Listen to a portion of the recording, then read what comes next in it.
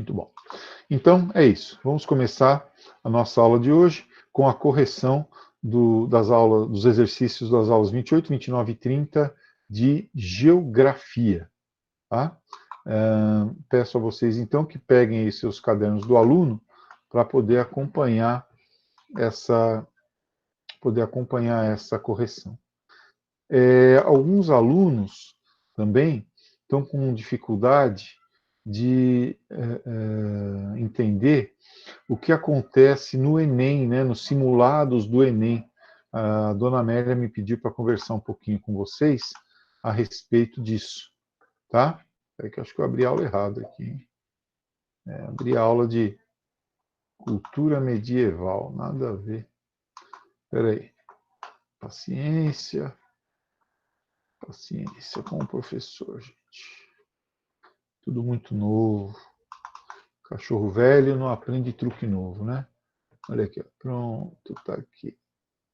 Essa aqui é a aula de vocês. Inclusive, ontem eu perdi toda a aula, tive que fazer tudo de novo. Bom. Então, a dona Amélia pediu para conversar com vocês a respeito do simulado do Enem que vocês fizeram. Deixa eu só deixar encaminhado isso aqui. Porque parece que houve uma dúvida em relação ao número de acertos que o aluno tem. Né? Veja, o simulado do Enem, do ângulo, ele já leva em consideração um negócio chamado Teoria de Resposta ao Item, TRI, Teoria de Resposta ao Item. O caminhão da Supergás Brás está passando aí. Três coisas que acontecem muito em bairro de pobre, né? Casa reformando, caminhão de gás e carro do ovo. É impressionante. Todo dia esses caras passam aqui. Mas, enfim, a teoria de resposta ao item funciona da seguinte maneira. Vamos lá? Primeiro, quando você acerta numa prova com teoria de resposta ao item, como é o Enem e como é esse simulado Enem do ângulo. Aliás, o Enem foi adiado, né? Vocês estão acompanhando aí. O Enem foi adiado 30 ou 60 dias depois da data original. Então, ele vai ser em dezembro ou em janeiro. Né? Quem for prestar o Enem como treineiro, né, esse ano, de vocês aí do segundo ano, fique atento a isso. Bem, quando no Enem o camarada tem lá duas questões sobre o mesmo assunto, tá? Duas questões sobre aritmética. O cara acerta a difícil e erra a fácil, é sinal, segundo a teoria de resposta ao item, de que ele chutou. Então, ele vai ter menos pontos, considerando esse equilíbrio entre questões fáceis e difíceis, do que aquele aluno que acertou a difícil de um assunto e acertou a fácil também do mesmo assunto. Tá? Então, segundo a teoria de resposta ao item, ele não chutou. Por isso, às vezes, duas pessoas com o mesmo número de acertos têm notas diferentes, não é? Por quê? Eu tive a mesma porcentagem de acerto que fulano, mas minha nota ficou menor. Por quê? Porque a teoria de resposta ao item determinou que você, num determinado assunto, acertou uma questão difícil e errou daquele mesmo assunto uma pergunta fácil. Daí houve esse desconto, tá bom? Por isso, então, essa diferença que aparece. Bom, esclarecido isso, teoria de resposta ao item, nós vamos começar aqui, então, corrigir, né, os exercícios das aulas 28, 29 e 30. Né? A aula 28 e 29 tem um tipo de problema urbano, que são os problemas ambientais. A aula 30 tem outro tipo de problema urbano, que é a questão do lixo, especificamente.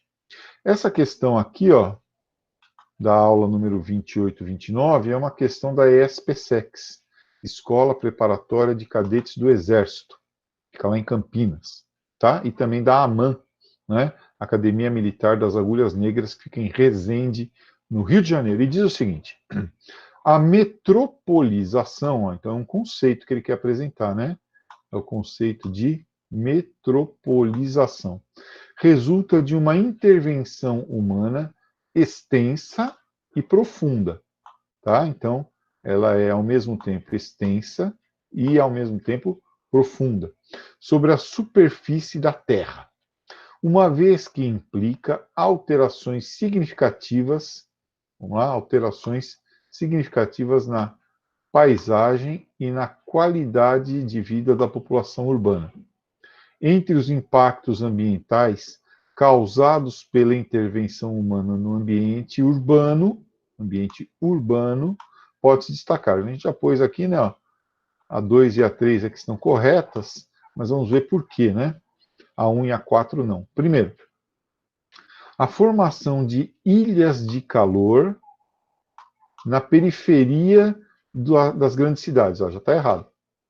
As ilhas de calor acontecem não na periferia das grandes cidades, mas no centro das grandes cidades, quando o calor dos prédios, o calor do sol, o calor emitido pelo ar-condicionado, o ar quente que sai, né, pelos dutos de ar-condicionado, o escape dos automóveis, né, os gases dos automóveis, tudo isso retém calor no centro das cidades.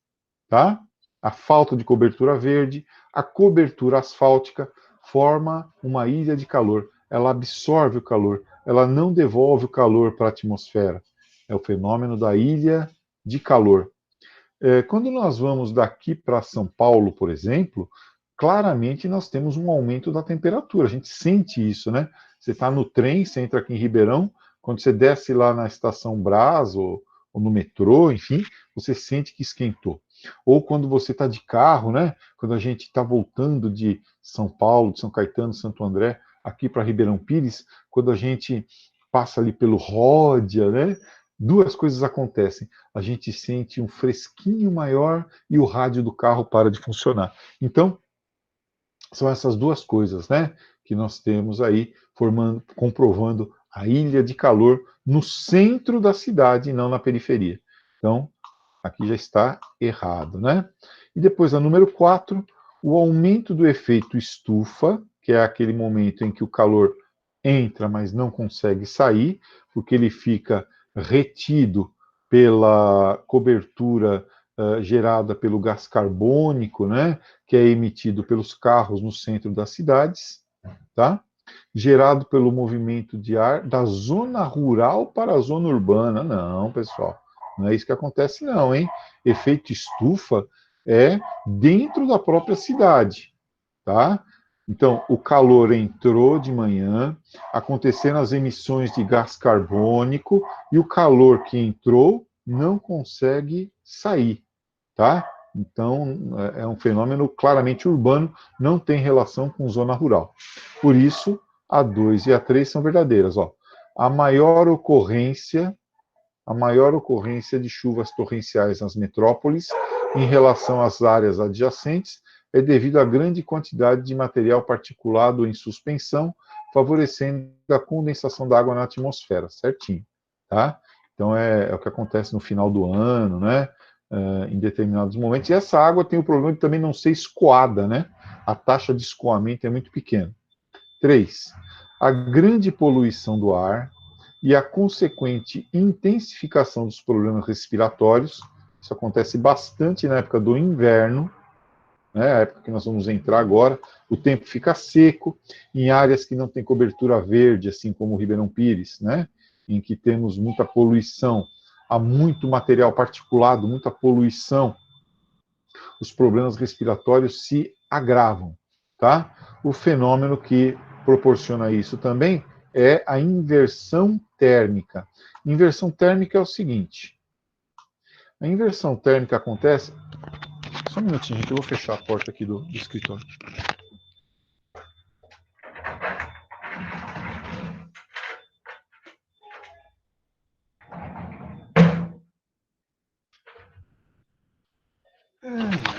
Mais um caminhão chegando. Bom, a inversão térmica acontece quando nós temos a seguinte situação. Numa situação normal, o ar quente deve ficar embaixo e o ar frio deve ficar em cima. Só que durante os meses de junho, julho, agosto, né, os meses que chove menos, tá? O que acontece? O ar frio, ele vai ficar assim mais denso, né, do que esse ar quente. Aí esse ar quente, por conta da poluição, ele sobe e o ar frio, e mais rarefeito, com menos oxigênio, desce. Tá? E aí nós temos aquela poluição também concentrada aqui embaixo. Né? O material particulado ficou. O ar quente subiu, a poluição ficou junto com o ar frio. Então eu tenho poluição e ar frio, com menos oxigênio. Isso provoca os efeitos sobre o aparelho respiratório, principalmente de crianças, pessoas que têm asma, bronquite, e elas têm que ir para o posto de saúde, para o hospital, para tomar oxigênio. Tá? Peraí que tem alguém entrando agora aqui. Vamos lá. Pronto. Então, quem ainda está entrando agora, como foi o caso da nossa querida Jennifer, eu peço que preencha aqui, né, a sua presença. Tá? Vou seguir. Aqui. Bem, então esse é o fenômeno da inversão térmica. Essa questão é legal porque ela permitiu tratar de ilha de calor, efeito estufa e inversão térmica, né? Na inversão térmica fica então aquele em cima, né? Aquela atmosfera alaranjada, tá? Alaranjada, quente. Depois uma assim uma faixa cinza que é a poluição e depois o ar mais frio ainda próximo à superfície, né? Próximo ao solo, tá bom? É o que acontece lá, fenômeno da inversão térmica. Então o tempo tem que estar seco e frio e poluído, né, o ar, por bastante tempo. Bom, Universidade Federal do Rio Grande do Sul. Olha aí, Universidade Federal do Rio Grande do Sul. Tá? Nessa daqui apenas a afirmativa número 2, a afirmativa número 2 é que estará correta, né? Vamos dar uma olhada aí o que dizem as outras afirmativas. Deixa eu... Meu mouse está... Eu mudei de lugar hoje. Pronto. Agora sim. O fenômeno conhecido como ilha de calor, ó, mais uma vez, né? A ilha de calor. É resultado de alterações relacionadas às características térmicas da superfície, ou seja, por exemplo, o excesso de cobertura asfáltica, né? Que absorve calor. Você sabe que a ausência de luz, né? A ausência de cor, né? Que a gente chama de cor preta, que não é preta, né? Não é uma cor, é ausência de cor. As cores escuras elas absorvem calor e as cores claras refletem calor, tá? Então o asfalto absorve calor. Um lugar que não tem árvore, que tem poluição, que entra muito sol, depois essa temperatura não consegue, digamos assim, diminuir, tá? Da superfície, taxas de evaporação. Então, se eu tenho uma taxa de evaporação alta, também eu vou sentir mais calor, né? Ventos que não ajudam a dispersar. Então, se eu tenho, por exemplo, muito prédio, né? Os prédios não permitem aí que o vento circule livremente, que o ar circule livremente, vento é ar em movimento, né? Eu acabo tendo esse fenômeno da ilha de calor, né? Não dispersa o calor, o ar não leva o calor embora, tá? E da energia dissipada pelas atividades humanas. Então, automóveis, ar-condicionado, tudo isso acaba também favorecendo as ilhas de calor, tá? Considere as afirmações a seguir. A área rural, com cobertura vegetal na periferia urbana, é considerada geradora de calor. Não, aqui já era, né? Ela não gera tanto calor, não. Claro, gera algum calor, mas não gera tanto calor a ponto de ajudar no efeito estufa. Isso é absurdo. Tá? Ao contrário, a cobertura vegetal, ela absorve calor. Depois, a número 3, pelo fato do centro da cidade de Porto Alegre estar situado próximo ao Lago Guaíba, que é uma área úmida, né? O fenômeno denominado ilha de calor não ocorre aí. Ao contrário, como aumenta a evaporação, né, ocorre sim. Né? Então, essa aqui também está errada. Aumentou a evaporação, aumenta o calor, né? Certo? Portanto, apenas a número 2, as áreas verdes, tá, intercaladas com os edifícios amenizam a elevação das temperaturas produzidas pela superfície construída da cidade de Porto Alegre, diminuindo com isso o efeito do fenômeno ilha de calor. Então, a número 2 é verdadeira, as outras duas são falsas. Alternativa B. Se alguém tiver dúvida, pessoal, pode abrir o microfone, que aqui eu não consigo ver chat, tá bom? Quando eu estou nesse modo aqui, tá? Quem tiver alguma dúvida pode mandar pelo microfone mesmo. Bom, aqui provavelmente, né, no exercício 3 está escrito, observe as duas figuras, tá? Neste caso aqui, nós temos uma dispersão, né, maior da temperatura, né, uma dispersão maior do calor, né? Então aqui nós temos a altitude em quilômetros, é isso, né? É. E aqui a temperatura. Então, quanto maior a altitude, menor a temperatura, porque há uma dispersão maior do calor. Agora, quando eu tenho o efeito estufa, né, que não permite a dispersão aqui desses componentes, né, desse material particulado, vejam que a partir de uma certa altura, a temperatura para de diminuir e a temperatura volta a aumentar, para depois diminuir de novo. Isso por conta da deposição de material particulado, né? A deposição de material particulado. Então, nessa altitude aqui, onde o material particulado está concentrado, ó, vou pegar uma canetinha aqui. Nessa altitude em que o material está concentrado, aqui, ó, certo? Nós temos uma redução da temperatura, depois essa temperatura aumenta novamente. Bem, e aí? A ilustração didática. A ilustração didática refere-se a especificamente duas situações atmosféricas. Quais são elas? Então, na figura 1, um gradiente vertical, né? Quanto maior a altitude, menor a temperatura. Tem que virar assim, senão não enxergo. Normal de temperatura. E na figura 2, a inversão térmica, né? Em que o ar quente acaba se concentrando, nas altitudes mais elevadas, tá? Então essa é uma situação normal e essa é uma situação de inversão térmica também facilitada pelo efeito estufa. Por isso, alternativa C. Exercício número 4, Universidade Estadual do Rio de Janeiro. Eu repito, quem tiver dúvidas, abre o microfone e fala, hein? Alternativa C naquela ali. Essa aqui, na número 4, Universidade Estadual do Rio de Janeiro. Sobre os problemas ambientais no cenário mundial e sua dinâmica nos espaços urbanos. Então, nós temos, inclusive, a ideia de um microclima urbano, né? E rurais, é correto afirmar que nas grandes cidades, vamos ver, a correta é a D, né? Vamos ver o que está errado na ABC. E aproveitar para explicar a matéria.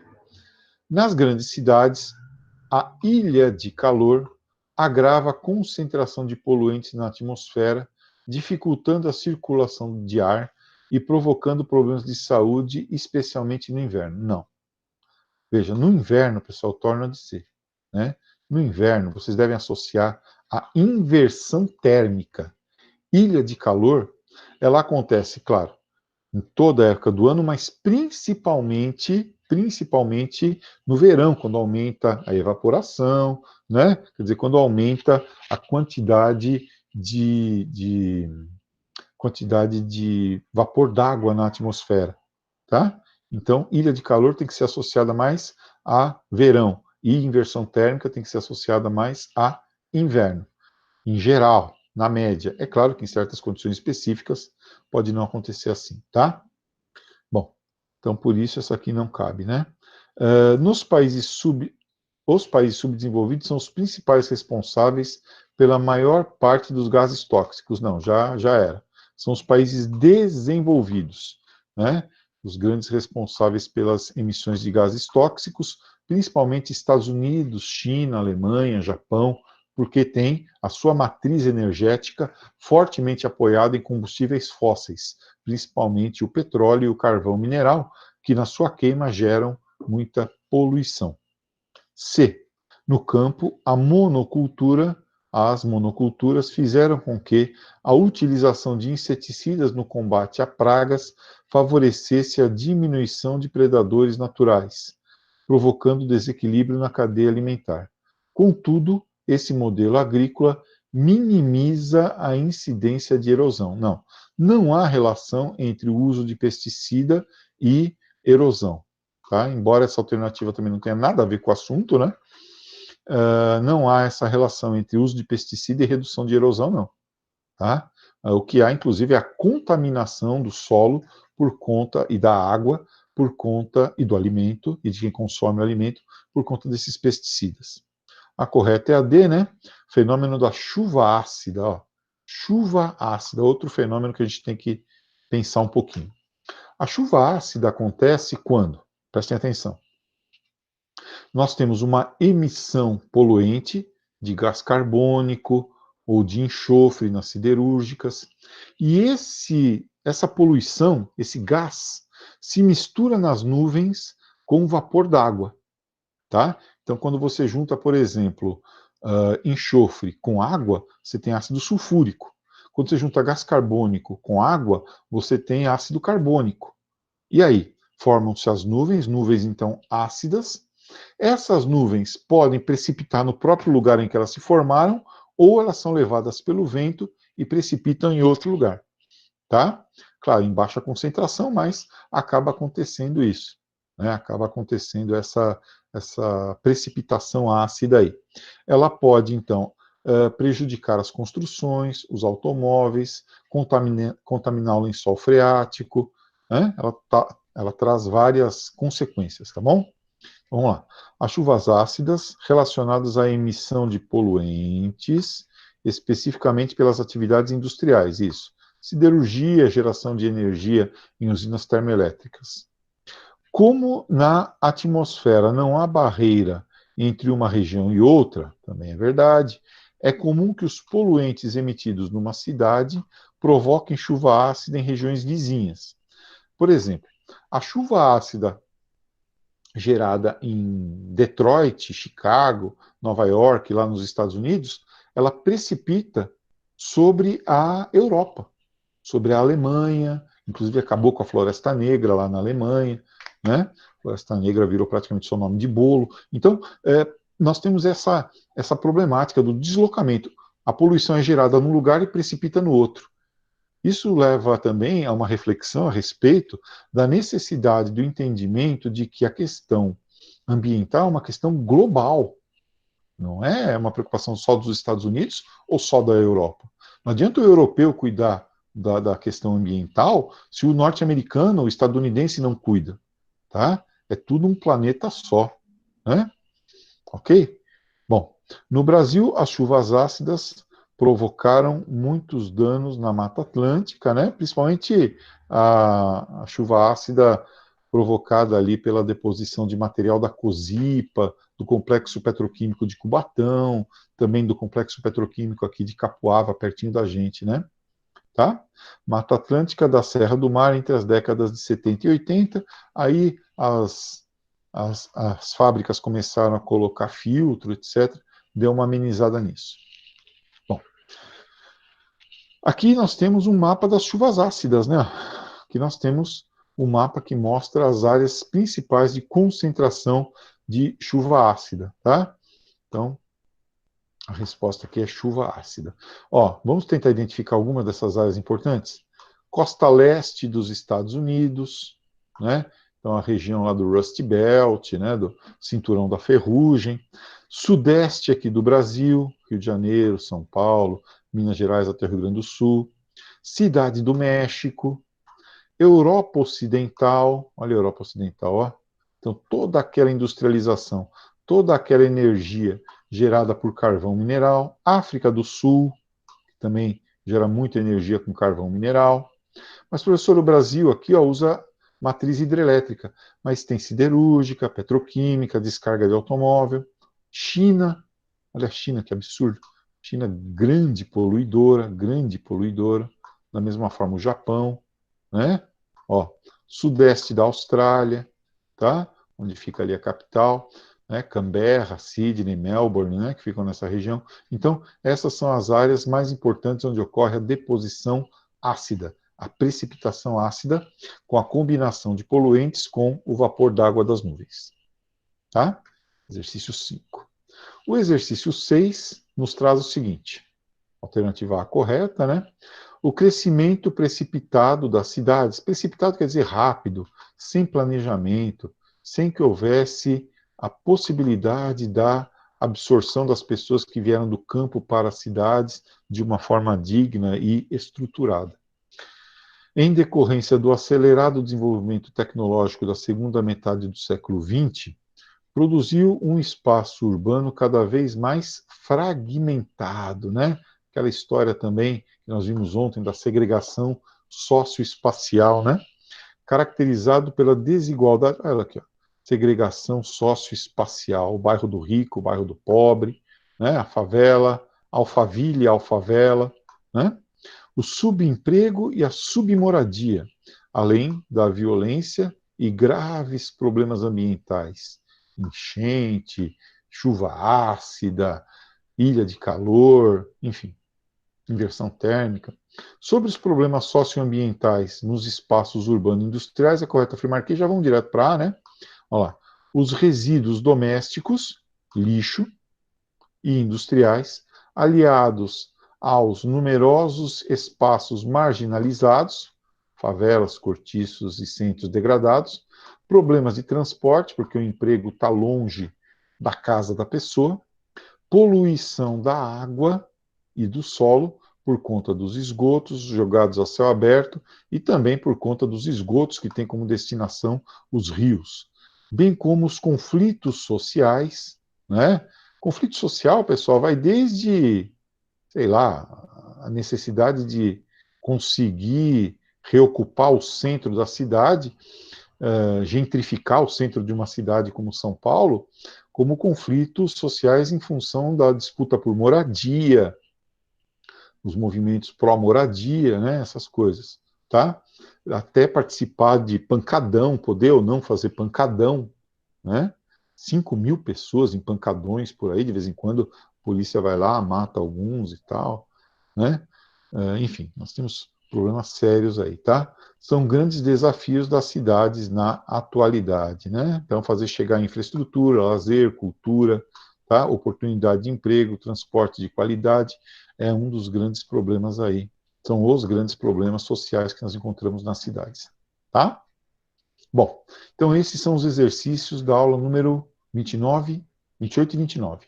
Alguém quer colocar alguma pergunta? Pode falar aí no microfone. Alô, tudo bem? Vou para a aula 30 então, tá? A aula 30 é uma aula que fala sobre lixo. O que fazer com o lixo? Ontem nós conversamos um pouquinho sobre isso durante a aula com vocês, né? A destinação do lixo. O lixo que vai cada vez mais longe. O lixo de Ribeirão Pires, por exemplo, vai para São Paulo, aqui vizinho da gente, né? Mauá é uma cidade que absorve muito lixo do ABC, pneu, é um problema muito sério, vai indo lá para Mauá. Então, nós temos que pensar em soluções para o lixo, reduzir a quantidade do lixo, reciclar a maior quantidade possível de lixo não orgânico, né? E também tentar diminuir um pouco a geração do lixo através da redução do consumismo, né? Então, reduzir, reciclar, tá? Reutilizar as coisas, mandar o sapato no sapateiro ao invés de simplesmente aposentá-lo. Tá bom? Vamos tentar usar aí os 3 R's, né? Vamos lá. Começando então a falar sobre o lixo, tá? Então estão aqui a 1, 2 e 4 como verdadeiras, e já tem aqui inclusive a explicaçãozinha. Vamos ver aqui por que, que a 1, 2 e... por que, que a 3 não é verdadeira, né? Vamos ver. O que, que tem de errado aqui na 3? Ó, ele nos fala... Na 3, não. 1, 2 e 3 verdadeira, a 4 é falsa, né? As cidades localizadas em planícies aluviais, ao contrário daquelas em ambientes sem risco de enchente, exigem processos de planejamento como planos de uso. Veja, pessoal, o planejamento urbano é para todas as cidades, não é para um tipo de cidade e a outra não, né? O que é isso? Que loucura. Por que precisa de menos planejamento, né? O uso do solo tem que ser preocupação de todas as sociedades, de todas, não só de todas as cidades, né? Aquelas em planície, aquelas em colina, aquelas em montanha, porque, não, então não tem problema de planejamento para escoamento de água. Claro que tem, senão você tem deslizamento, não você tem o colapso da encosta. Como que não tem? Ribeirão Pires, por exemplo, que não é exatamente uma cidade plana, né? Em Ribeirão Pires ou é mato ou é morro, né? Nós temos uma lei ambiental fortíssima de uso do solo aqui. Você não pode construir mais no topo do morro, você não pode construir em costas que tenham mais do que 30 graus de inclinação, tá? Você não pode construir, quando você vai construir, você tem que preservar uma parte da vegetação nativa, tá? Então tem uma série de coisas aí de planejamento urbano, né? Na lei dos mananciais, etc., que exige sim que nós nos preocupemos com isso, tá? Independentemente do tipo de cidade. Então, as alternativas afirmativas 1, 2 e 3 são as verdadeiras. Vamos ver. Planície aluvial corresponde ao leito, tá certo, de um rio, né? Então, tem o rio, é o lugar onde o rio transborda. Antigamente a gente chamava de margem de alagamento, né, para ficar mais fácil. Por exemplo, o rio Tietê, ele tinha lá sua margem de alagamento, onde nós tínhamos os campos de várzea. Por isso que era futebol de várzea, porque os campos eram ali as margens, né, do rio Tietê, do rio Pinheiros, mesmo aqui em Ribeirão Pires, na margem do Ribeirão Pires, ali onde é o complexo Ayrton Senna, hoje em dia, nós tínhamos Centro Cultural Ayrton Senna, nós tínhamos um campo de futebol ali, era o campo do Boa Sorte. Não deu muito boa sorte, né? Acabou o campo, mas enfim. Né? Só que, por exemplo, no caso do Rio Tietê, os campos de várzea cederam lugar às marginais. No caso do Pinheiros, a mesma coisa, marginal do Rio Pinheiros, marginal do Tietê, e o rio continuou alagando, onde ele sempre alagou. Só que agora passa carro ali e tal. Então, há um problema muito sério aí de ocupação do solo urbano, tá? Bem,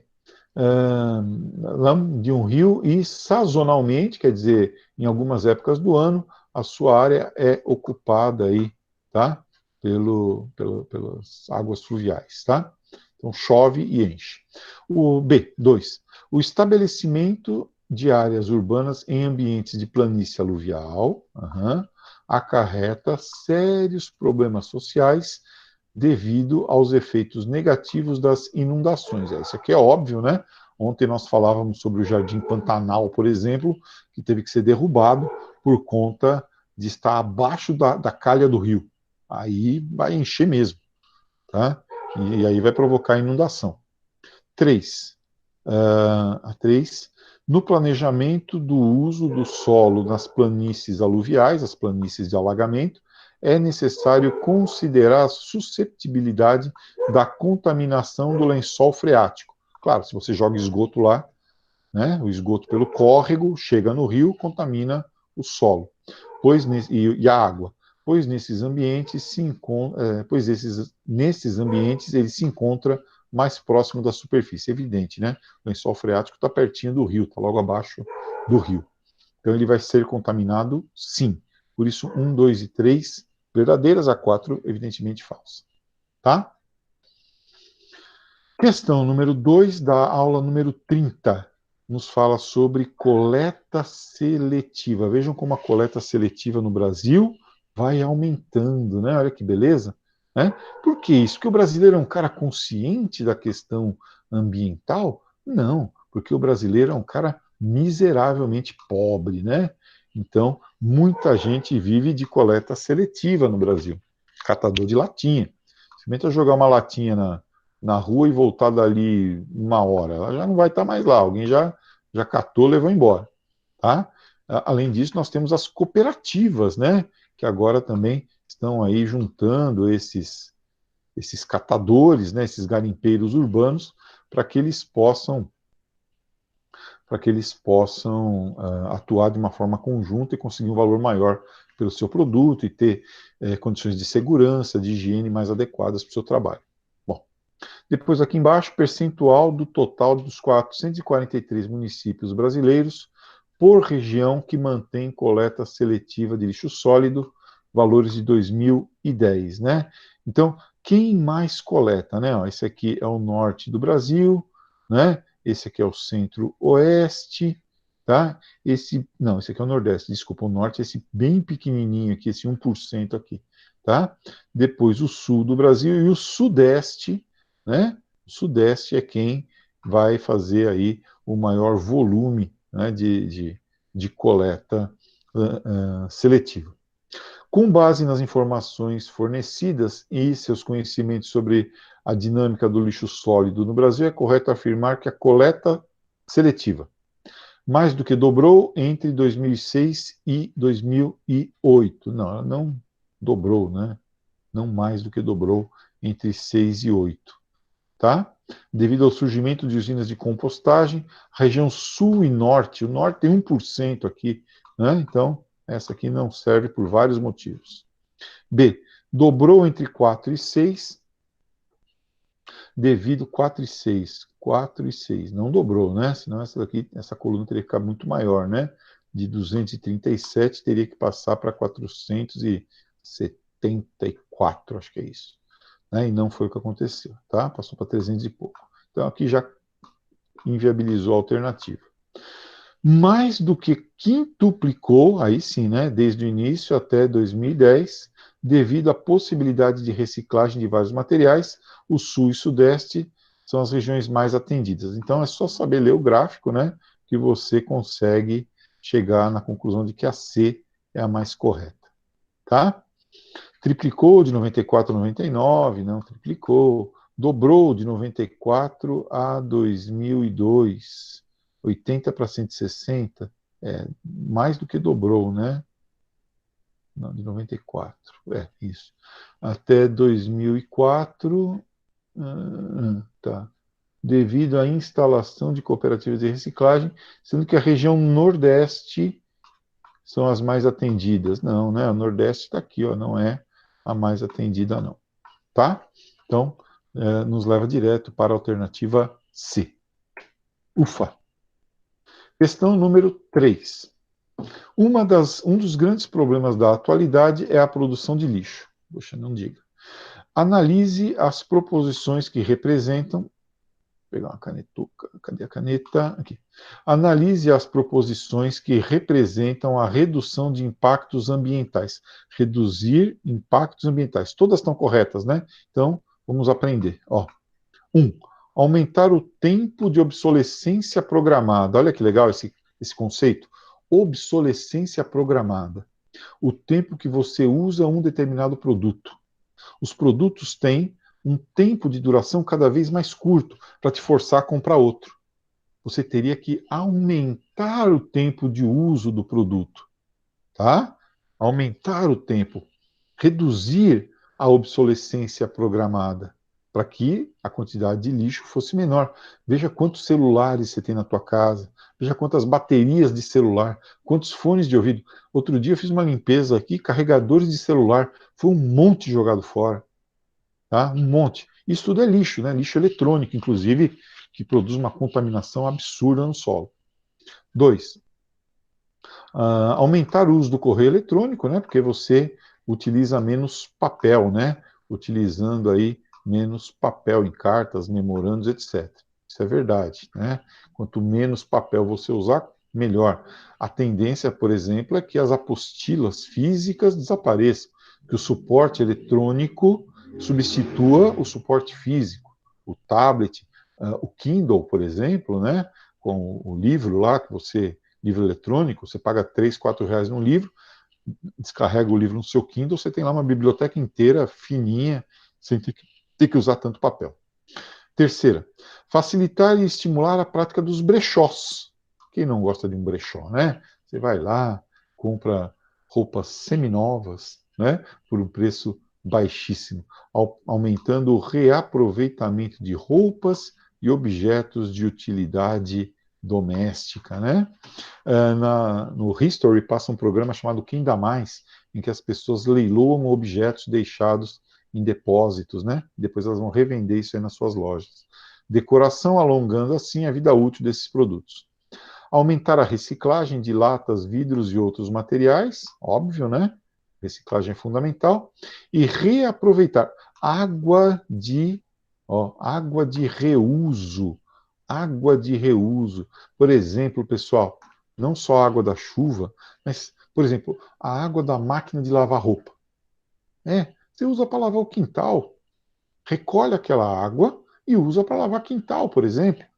Né? A água da chuva, a Prefeitura de São Paulo usa como água de reuso para irrigar, para lavar calçada, para regar praça.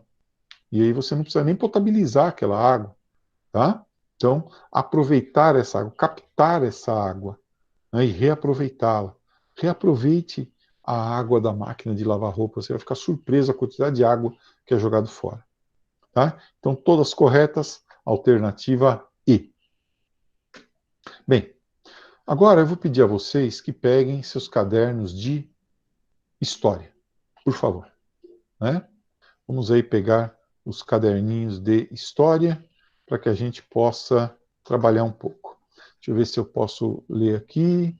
Professor, é para fazer o resumo da aula 28, 29 e 30? Sim, é para fazer o resumo das aulas 28, 29 e 30. Vai fazendo, como você está fazendo, Malu, pode mandar para mim por WhatsApp ou pode segurar até mais um pouco, né, para a gente ter um cenário mais claro do que vai acontecer. Tá? E das aulas 26 e 27. 26 e 27 não há, não há essa necessidade, porque já foram aulas muito detalhadas, né, sobre urbanização. Então, há uma preocupação minha maior, porque é o que tem a maior incidência, inclusive em vestibulares, com a questão dos problemas urbanos. Por isso, 28, 29 e 30, sim, 26 e 27, não. Tá bom? Tudo bem? O que mais você está perguntando aqui? As páginas do resumo 7985, sim. 79 a 85. É que eu não enxergo, eu estou cegueta, estou velho. Olha, esse negócio de melhor idade é mentira. Essa é a melhor idade para morrer. Né? Bom, vamos lá. São 2 exercícios só da aula número 25. Aí a gente já pode até, né, dar uma paradinha, vocês vão almoçar, tá bom? Eu só quero recomendar uns filmes aí, que eu sei que ninguém assiste mesmo, mas eu continuo recomendando, tá? Vamos lá, aula número 25. Cadê? Aula número 25 sobre a Revolução Russa, né? Aquela aula que nós demos ontem. Vamos dar uma olhadinha aqui no primeiro exercício. É um texto, pessoal, do Marc Ferrot. Peraí, deixa eu só desligar esse negócio aqui. Pronto. É um texto do Marc Ferrot, um historiador francês ligado à corrente da nova história. Tá? Bem, ele diz o seguinte: o governo provisório, ontem nós vimos, acho que eu não dei esse nome, né, mas o governo provisório foi o governo do Alexander Kerensky, aquele que quis manter a Rússia na guerra, né, da primeira Revolução Russa, né, que aconteceu em maio de 1917. Esse governo do Alexander Kerensky, dos cadetes, um governo liberal, foi deposto. A maioria de seus membros está presa. O poder soviético, então agora é Lenin, Trotsky no poder, né? Kamenev, Stalin, proporá uma paz democrática imediata a todas as nações. Então, para poder consolidar a revolução, Lenin, Trotsky dão aquela segurada. Ele procederá à entrega aos camponeses, né, aos comitês, os soviets camponeses, dos bens dos grandes proprietários, os nobres, né, latifundiários, da coroa e da igreja. Então, é a reforma agrária que Lenin propôs. A paz que Lenin propôs. Aqui, a reforma agrária que Lenin propôs. Ele estabelecerá o controle operário sobre a produção, garantirá a convocação da Assembleia Constituinte. Então, no início da Revolução Russa, ela tentou ser liberal, para votar uma nova Constituição e tal, e vai garantir a todas as nacionalidades que vivem na Rússia. Você deve lembrar que o Império Russo e a União Soviética, e mesmo a Rússia hoje, é um país multiétnico, né? O direito absoluto de disporem de si mesmas, quer dizer, o direito às minorias decidirem o seu próprio destino. O Congresso decide que o exercício, Congresso do Partido Comunista, né? Decide que o exercício de todo o poder nas províncias é transferido para os sovietes de deputados, para os conselhos de deputados operários, camponeses e soldados. Lembra que o Lenin falou isso? Todo o poder aos sovietes. Todo o poder aos sovietes, que terão de assegurar a disciplina revolucionária perfeita. O Congresso dos Sovietes, que é a reunião de todos os conselhos, está persuadido de que o exército revolucionário, que é o Exército Vermelho, liderado por Leon Trotsky, inimigo de Stalin, saberá defender a revolução contra os ataques imperialistas. Bom, Marc Ferro, então, escreveu isso. O documento divulgado em outubro de 17 relaciona diversas decisões do novo governo russo, do governo soviético. Quais eram as diferenças políticas e sociais entre o governo que se iniciava dos soviets e o que se encerrava do Kerensky, que era burguês liberal? Então, o governo provisório, vamos pegar aqui as partes que interessam, né? Então, o governo provisório, teve caráter liberal, defendia a Assembleia Parlamentar, o Congresso Parlamentar, e, pessoal, presta atenção um pouquinho só, a manutenção da Rússia na guerra. Essa aqui foi o grande erro do Kerensky, né? Manter a Rússia na guerra. O russo estava cansado da guerra. O governo soviético, que é o governo bolchevista, que toma o poder em outubro de 1917 com o Lenin, tem uma postura não liberal, tem uma postura marxista. Marxismo. Defende os conselhos, os soviets, tá? E a participação popular, articulando também a saída do país da Primeira Guerra. Então, é liberal, defende o parlamentarismo como forma de representação e a manutenção do país na Primeira Guerra. Já o segundo, né, os bolchevistas, são marxistas, não são liberais, defendem os soviets e não o parlamento e a saída da Rússia da Primeira Guerra Mundial. Tá bom? Pode mudar ou vocês querem copiar? Abre o microfone. Pode avançar? Pode mudar. Acho que Pode. pode mudar, professor. Não entendi. Pode mudar. Vou mudar. Brigadinho. Essa daqui é boa. Essa daqui eu me dediquei a essa questão. A questão número 2 pede para você observar imagens, né? Eu peguei outras imagens, porque o Stalin, que assume o poder após a morte de Lenin, persegue profundamente Leon Trotsky. Eles eram inimigos, assim, viscerais. E ele chega a apagar o Trotsky da história da Rússia, da história da Revolução. Apagar no sentido literal, mudando as fotos em que Trotsky aparecia. Olha o Trotsky aqui, ó. Leon Trotsky. Aqui é o Lenin discursando, né? E aqui o Trotsky ao lado, ó. Lenin, e aqui a foto remodelada, ó. Ih, cadê o Trotsky? O Stalin mandava apagar Trotsky das fotos. Olha aqui, ó, Trotsky aqui, e aqui o que o Stalin fez com ele, né? Apagou. Quer dizer, é a tentativa de apagar a participação e a memória do grande comandante do Exército Vermelho, Leon Trotsky, da memória dos soviéticos e da memória da Revolução. Inclusive mandando matar o Trotsky lá na Cidade do México em 1941. O Stalin mandou matá-lo, tá? Contei para vocês, uma picaretada de alpinista, né? Então aqui de novo, né? A mesma foto, né? Vocês devem ter essa foto aí. Aqui outra, ó, né? Foto assim, mais perto, né? E o Stalin fazia isso mesmo. O Stalin é esse cara aqui, ó, tá? Veja aqui.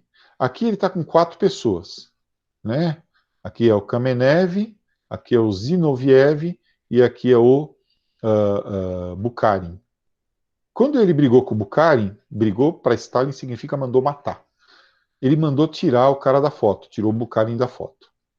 Quando ele brigou com o Kamenev, acusou ele de ter traído a revolução e mandou matar não só o Kamenev, como toda a família dele, ele tirou o cara também. E depois, quando ele brigou com o Zinoviev e matou o Zinoviev, ele ficou sozinho na foto. Tá? Então o Stalin era desse jeito, ele ia apagando a memória das pessoas. Esse cara foi um ditador sanguinário, matou milhões, torturou milhões de pessoas também. Tá? Terrível, terrível, um homem terrível. Bem, olha esse aqui, ó, que é o Stalin de novo, né?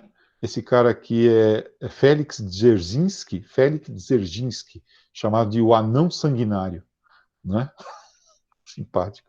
Foi o chefe da primeira polícia política lá de Stalin, né? Quando ele terminou o serviço sujo, né, de acabar com os inimigos políticos de Stalin naquela época, o Stalin mandou matá-lo e o apagou das fotos também. Tá? Então era uma prática comum do stalinismo apagar os inimigos políticos da memória da população. E aí ele pergunta, ó, aquela foto lá de trás. A primeira versão da fotografia mostra Lenin à frente e à esquerda, ao lado de Trotsky, à direita de óculos e fazendo continência. A segunda versão, sem a presença de Trotsky, foi editada pelo regime stalinista nos anos 30. Qual foi o papel de Trotsky na Revolução Bolchevique de 17? Duas coisas, hein? Primeiro, foi o homem que organizou o Exército Vermelho. Comandou o Exército Vermelho durante a Guerra Civil. Foi o comandante militar da Revolução. E também depois foi o editor do principal jornal, do único jornal, né, que era o jornal do Partido Comunista, o Pravda, que em russo significa verdade.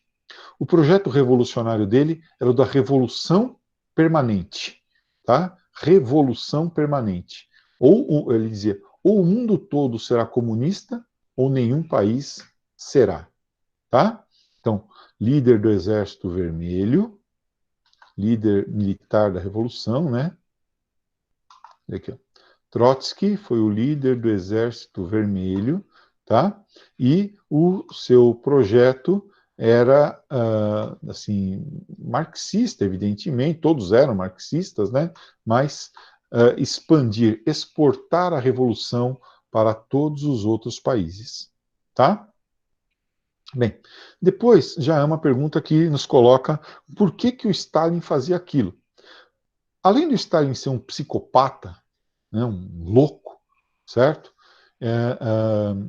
Ele tinha digamos assim, a intenção, a ilusão de que apagando a figura de Trotsky e perseguindo Trotsky, fazendo com que Trotsky tivesse que se exilar em Londres, depois no México, etc., ele iria apagar a memória de Trotsky, do projeto dele e de alguém que poderia se opor a ele, né, uma liderança que poderia se opor a ele, tá? Então, no culto à personalidade de Stalin, ó, no culto à personalidade de Stalin, tá? A ideia era expurgar através de perseguições políticas, tortura, morte, deportação para a Sibéria, tá? Toda forma de crítica, todas as formas de crítica, certo? Que pudessem fazer frente a ele. E como o Trotsky era um grande crítico de Stalin, ele foi sendo perseguido e também apagado da história russa. Tudo bem? Opa! Essa então é a questão número 2. Pode avançar? Estamos acabando já. Vou avançar, tá bom? Olha lá. Deixa eu descartar isso aqui. Agora, pessoal, é um momento importante para mim, porque eu recomendo filmes para vocês. Eu sei, vocês não assistem, vocês. Né? Por exemplo, eu recomendei que vocês assistissem a participação do Brasil na Primeira Guerra Mundial. Ó, o Brasil na Primeira Guerra Mundial com o Eduardo Bueno. Assistam, vale a pena. É engraçado, ele fala sobre a Batalha das Toninhas, ele fornece datas, etc, etc. Não deixe de assistir. A aula que eu mandei para vocês, inclusive, eu coloquei o link, né, desse negócio aqui, tá bom? Desse vídeo dele. Tem 8 minutinhos, tá? Bom, segundo lugar, uma coisa que eu gostaria profundamente que vocês assistissem é este filme aqui, ó. É a versão, tem no YouTube, né? É a versão do filme Stalin, ó. Stalin 1992, legendado. Por quê? O dublado está muito ruim a imagem. E o outro que está boa a imagem está só em inglês. Esse tem uma imagem boa, além de ser de graça, né? Está lá no YouTube, tem uma imagem boa e tem a legenda.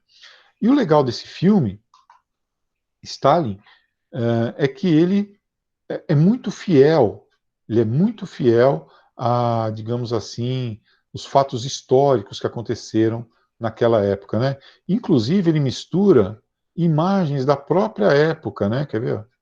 Ó, esse aqui é o Stalin, né? Quando Lenin volta lá para falar com os soviéticos. Deixa eu voltar aqui um pouquinho para a gente ver o. Aqui, ó. Então ele pega imagens da época da Revolução. Ele tem meio que um ritmo de documentário, sabe? Então é muito válido, né? Mostrando aí toda a vida do Stalin, que é esse cara aqui, né? O Robert Duval, fazendo o papel de Stalin, falando do contencioso que ele tem com o Trotsky, né? Comandante do Exército Vermelho, né? Mostra o Lenin. Cadê? Eu queria pegar um pedaço que tivesse o Lenin aqui. Deixa eu ver se eu consigo aqui. Rapidinho, gente. Ó, aí o que aconteceu na época, né? A Guerra Civil. Essas são imagens mesmo da Revolução Russa naquela época, né? O que aconteceu lá quando a Rússia, então, se tornou socialista. Eu acho muito legal isso aí e é interessante acho interessante que vocês também assistam, tá bom? Então, se vocês, quem está narrando o filme é a filha do Stalin. Então, Stalin, 1992, legendado. Se vocês puderem assistir no YouTube, vai ser muito legal. Recomendei que vocês assistissem também, para falar sobre a Primeira Guerra Mundial, o filme O Último Batalhão, o Batalhão Perdido lá, né? Que mostra como era a vida nas trincheiras. Tá? Sei que vocês estão sobrecarregados nesse momento, com um monte de lição e tal, mas separem um minutinho do dia, uma parte do dia, para se enriquecer culturalmente, para adquirir mais conhecimento. Tá? Deixa eu parar aqui a apresentação, para que a gente possa encerrar nossa aula, né? Vamos lá.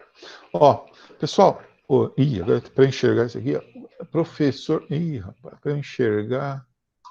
Eu não enxergo, gente, eu sou cego. Professor. Assiste 1917, lançado no ano passado. Olha, tá vendo? Enriquecimento cultural. Vou escrever aqui, ó. Vou assistir. Eu não sei se eu estou escrevendo certo ou errado. Assistir. Vou assistir. Obrigado pela dica, Lívia. Então, tá vendo, gente? É isso que eu quero, uma troca de conhecimento. Muito obrigado. Se tiverem mais indicações de filme, podem passar que eu assisto mesmo. Eu tô nem aí. Assisto mesmo. Bom, para encerrar nossa aula, só lembrar nosso próximo encontro, de novo, né? Terça-feira, 10h40. Lembrando que vocês devem fazer o resumo da Revolução Russa, hein? Tá bom? O nosso próximo encontro vai ser sobre a Revolução Mexicana, tá? E aí depois nós vamos voltar para estudar de novo História do Brasil. Alguém tem alguma pergunta, alguma colocação que gostaria de falar? Alguém gostaria de comentar alguma coisa? Não? Bem, vou interromper então a gravação, tá bom? Interromper a gravação.